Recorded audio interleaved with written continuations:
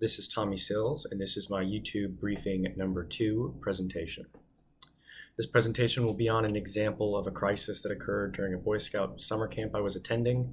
I'll be portraying the Scoutmaster that led the response to the situation, and the audience, or those being addressed, will be my fellow members of the troop at the time. The crisis was that one of the boys was a sleepwalker and left his tent in the middle of the night without anyone noticing. He walked some distance in the night and woke up by falling in a cold stream away from camp. He did not know where he was or how to get back to camp. This speech will be using the autocratic or authoritative leadership style, and here is the speech. This morning, Mathew was not to be found in his tent, and we are currently unaware of where he is. We need to stress that everyone here needs to maintain a level of calmness and seriousness if we are going to be able to find Mathew. Some of you know that a proper reaction to a lost scout at camp is to first contact the camp staff and organize a search party for him. We have already contacted this camp staff, and we are now in the process of creating groups to look for Mathew.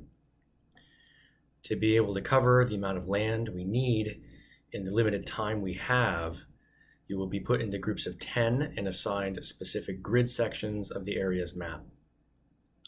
To reduce risk of further scouts becoming lost, searching will be limited to daytime only, and you will all be supervised by an adult with a radio. I cannot stress this enough. From here on out, you will not be allowed to leave the base camp without having an adult present and without being in a group of 3 or more at any time for any reason.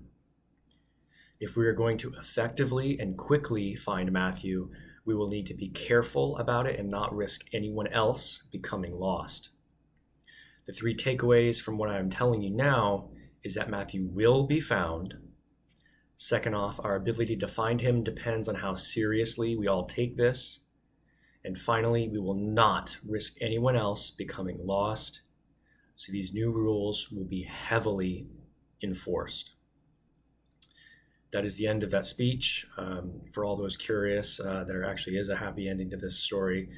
Mathew ended up traveling upstream when he woke up, and he was able to find another scout group, another scout troop that was aware of the fact that he was missing because camp staff was alerted and they spread the word around, and he was eventually brought back.